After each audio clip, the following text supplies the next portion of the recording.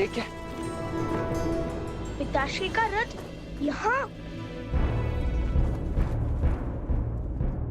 हनुमान जी भी तो इतिहास लेकर आए थे ना माता को।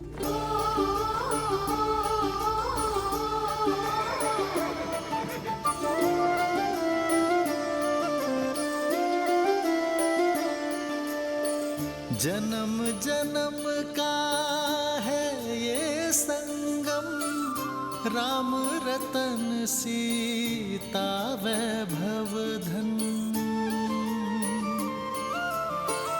एक है पौरुष एक समर्पण, एक है रूप तो दूजा दर्पण। राम है लोचन, सीता का स्थान राम के चरणों में नहीं। राम है बादल, सीता वृष्टि। राम के हृदय में है।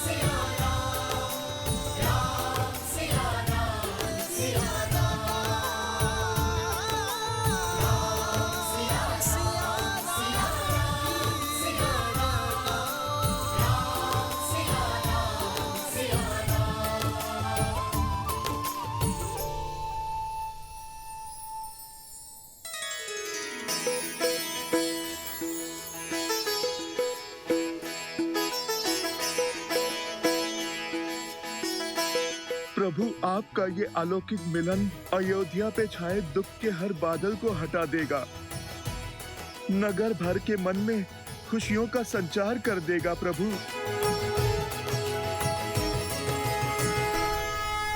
माता पिताश्री,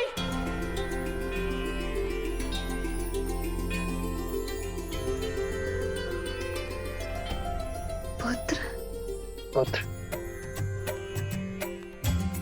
माता, वो समय हम लाएंगे जब प्रभु श्री राम और माता सीता फिर से एक होंगे। क्षितिज, हम करेंगे रामायण संपूर्ण। जो नदी के तट को मिलाते सेतु, जन्म मात पिता मिलन के हेतु। रामचंद्र सिया विरह घटाने, प्रकटे लव कुश रूप सुहाने। आज हमारा संकल्प पूर्ण हुआ। सिया राम के वियोग का अंत हुआ।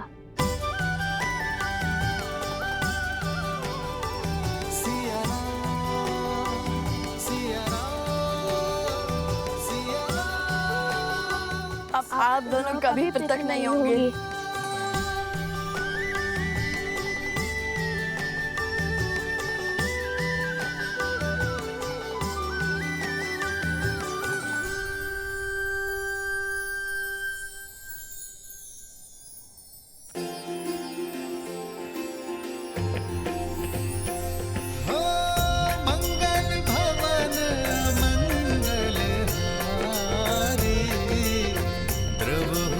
दशरथ अजर बिहारी। सीता राम चरित अति पावन, मधुर सरस अरु अति मन भावन। राम सिया राम जय जय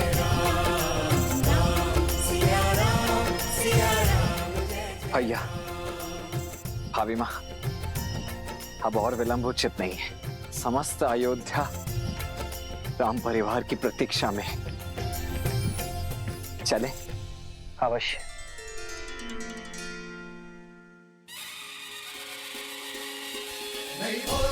सूरज जागा पाए अमृत ये मन प्यासा, पतझड़ बीता मधुरत आई, बंदे जैसे सुध पाई।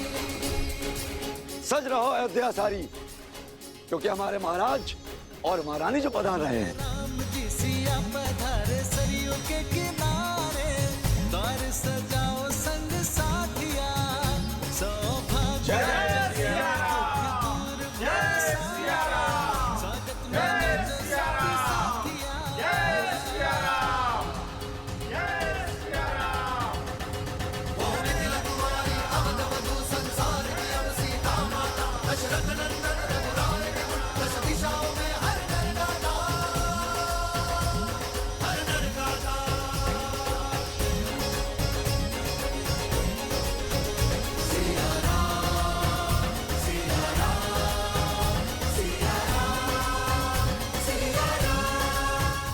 क्षमा कर दीजिए महारानी सीता, हमें क्षमा कर दीजिए। हमारे कारण आपको वियोग का घोर दंश झेलना पड़ा, इतने संकट उठाने पड़े। हमें क्षमा कर दीजिए महारानी सीता। महारानी हमें क्षमा कर दीजिए, हमें क्षमा कर दीजिए महारानी, हमें क्षमा कर दीजिए महारानी। रथ रोको सारथी।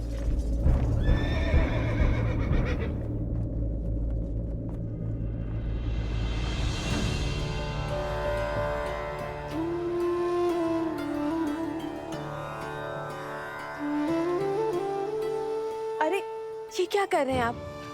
इसकी कोई आवश्यकता नहीं है। उठिए। आवश्यकता है देवी सीता, आवश्यकता है। मैंने जो अपराध किया है वो तो दंड के योग्य है, फिर भी साहस जुटाकर मैं आपके चरणों में स्थान पाने चला आया। मुझे क्षमा कर दीजिए, मुझे क्षमा कर दीजिए देवी सीता, मुझे क्षमा कर दीजिए।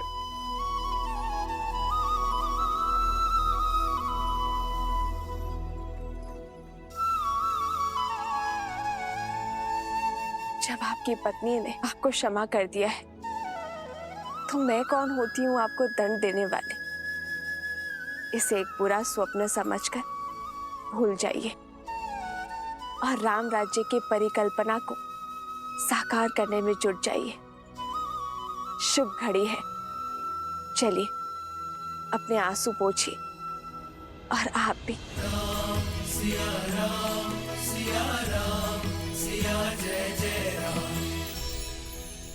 ये आंसू भी तो आनंद के हैं महारानी। आज आपको इस नगर, इस देश में देखकर मेरे सिर से अपराध का भार हट गया।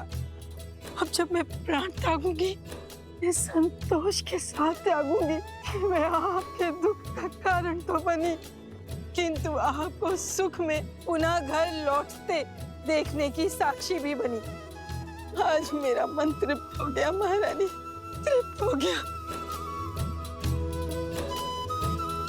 आपने हम सब के कारण कितना कष्ट सहा। आपके त्याग से हम स्त्रियों को समाज में समान अधिकार मिला। आपके संस्कारों के कारण, आपके दोनों पुत्रों की सूझबूझ के कारण आज अयोध्या में स्त्रियों को अपना मूल्य समझ आया है।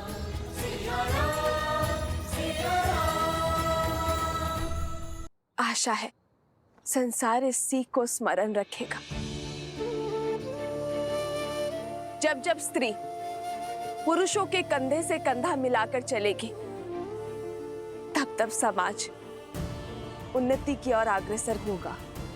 और जब जब पुरुष स्त्री के कंधों पर पांव रखकर उनका दमन करेगा, तब तब उन्नति की गति रुकेगी। एक योग्य बालक अपने परिवार को आगे लेकर जाता है, किंतु एक योग्य बालिका पूरे समाज को आगे लेकर जाती है। और ये सब नारियों के प्रयासों के कारण ही संभव हो सकता है। ये जो संस्कार आपने पाए, इस सीख को अपनी आने वाली पीढ़ियों को अवश्य देना। जय सिया राम। जय सिया राम, जय सिया राम, जय सिया राम।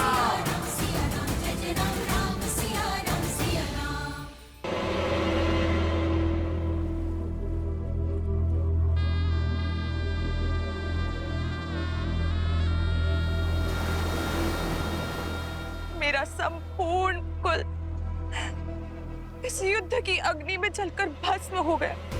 बलिदान तो सबने दिए, परंतु कोई भी अपने लक्ष्य से नहीं डिगा। और अब मैं भी नहीं डिगूंगी। तुम्हारा अंत नहीं कर सकती तो क्या हुआ, परंतु तुम्हें और सीता को जीवन भर की पीड़ा तो दे ही सकती हूं ना। तुम्हारे आने वाले कुल का नाश तो कर ही सकती हूँ राम।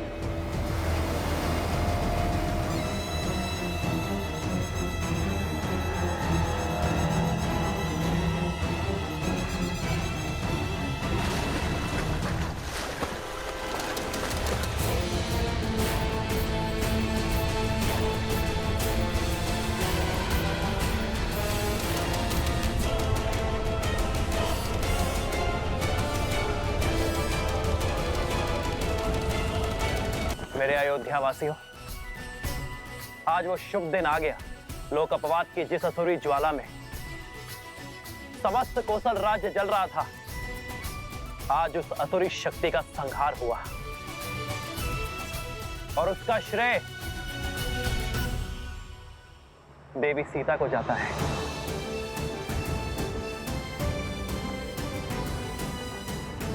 सीता ने न केवल एक महारानी के रूप में अयोध्या पर प्रहार करने वाली असुरी शक्तियों का संहार किया, बल्कि एक नारी होने के नाते नारी को उसके सम्मान का उपहार दिया। राक्षस के समक्ष तलवार उठाने वाली सीता ने अयोध्या की प्रजा के लिए त्याग किया। यदि सीता चाहती तो वनवास के लिए बड़ी सरलता से मना कर सकती थी, किंतु सीता ने दुर्गम मार्ग चुना। रघुकुल की मर्यादा और कौशल राज्य की नारी को उसका सम्मान दिलाने का कार्य जो सीता ने किया है, उसके लिए रघुकुल और अयोध्या सदा सदा के लिए सीता की ऋणी रहेगी। जय सिया राम।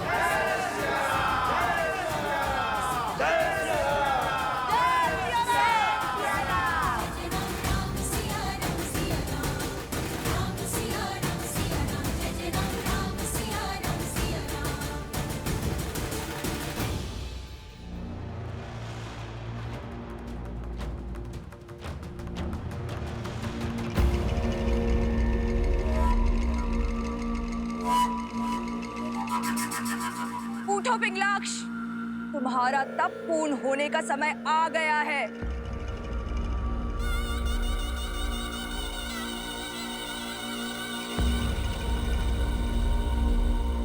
कब तक यही मानव और देवताओं के पैरों तले छुपकर बैठे रहोगे?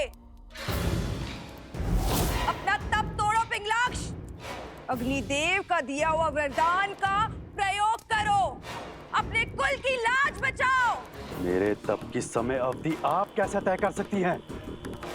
मेरा तप तब तक समाप्त नहीं होगा जब तक तुम्हें अपनी दादी और पिता के वध का प्रतिशोध लेने का अवसर नहीं मिल जाता।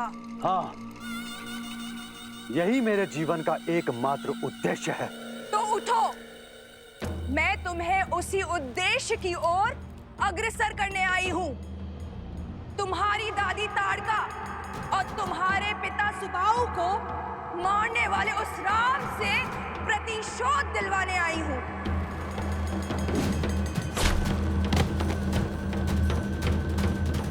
उस राम ने ही तुम्हारी दादी और पिता को मारा है, तुम्हारे जीवन में विध्वंस बोया। अब मैं तुम्हें प्रतिशोध लेने का अवसर देती हूँ, उसके पुत्रों को मारने का मार्ग बताती हूँ।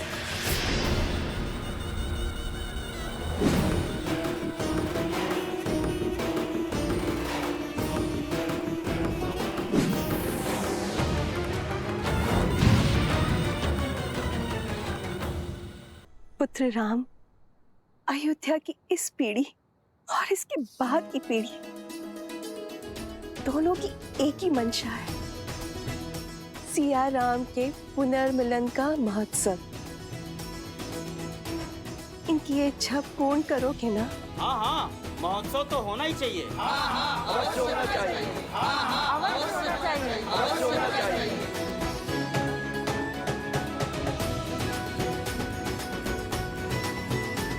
अयोध्या की महारानी और मेरी माता पुनः अयोध्या लौटी हैं। अपूर्ण अयोध्या आज पूर्ण हुई है। महाउत्सव तो होना ही चाहिए। हाँ हाँ, बढ़िया उत्सव होना चाहिए।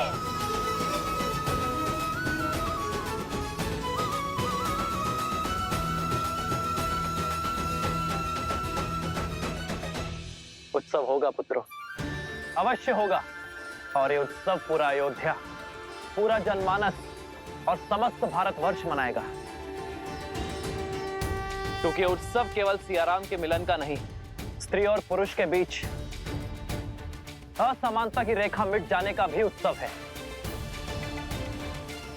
नारी को मिले समान अधिकार का सूचक है। अयोध्या अभी सुख के रस में डूबी है, उत्सव मना रही होगी और अब हम उनके आनंद को स्वाहा करेंगे, उनके उत्सव को शोक में बदलेंगे। राम और उसकी सेना को युद्ध भूमि में हराना असंभव है। उसके पुत्रों को अयोध्या से बाहर कैसे लाओगी? वो तुम मुझ पर छोड़ दो, शीघ्र ही तुम्हें वो अवसर प्राप्त होगा। तुम केवल अपनी सेना को सज्ज करो।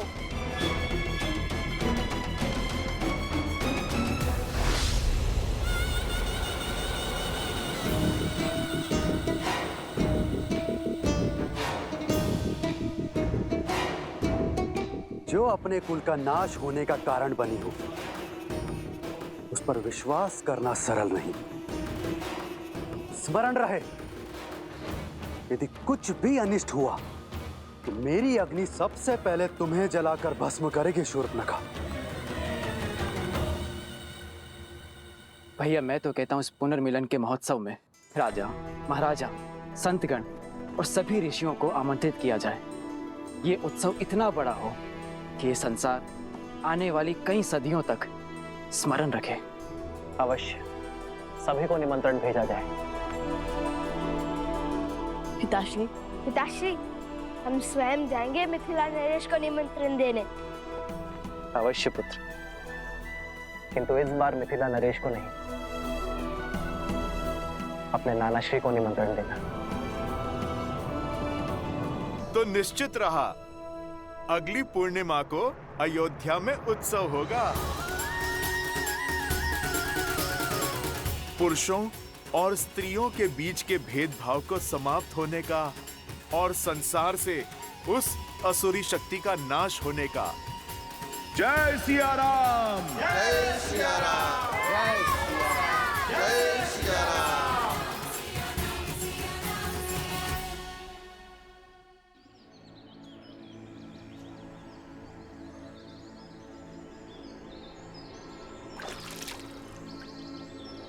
पिताश्री,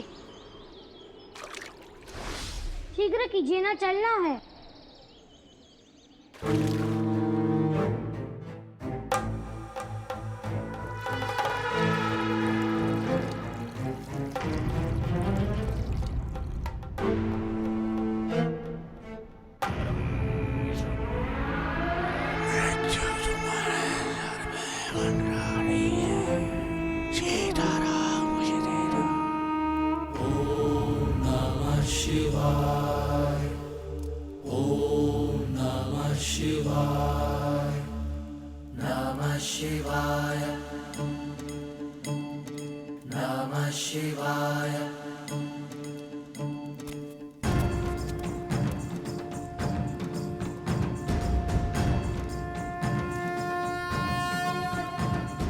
मिथिला जाने को सच हो गए दोनों। ओम नमः शिवाय।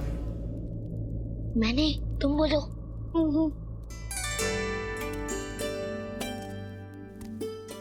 क्या हुआ? और तुम सब यहाँ क्या कर रहे हो? माता, वो हम सभी का मत था कि जाने से पूर्व आपके हाथों से बना स्वादिष्ट भोजन मिल जाता तो आप यहाँ हैं, तो ये बेचारे तो वर्षों से प्रतीक्षा कर रहे हैं आपके हाथों के भोजन खाने को। यहाँ आओ। गुरुवर वशिष्ठ का आदेश है कि शुक्ल पक्ष के शुभ दिन पर ही मैं और तुम्हारे पिताश्री अयोध्या के सिंहासन पर विराजमान हो। तब तक मैं वहां नहीं जा सकती।